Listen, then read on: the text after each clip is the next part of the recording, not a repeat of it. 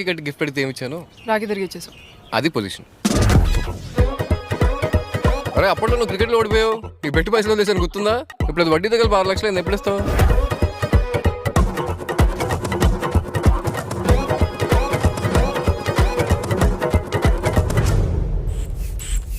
Your BP is high, you should admit immediately. Doctor మీరు మీ BP check చేసుకుంటున్నారు.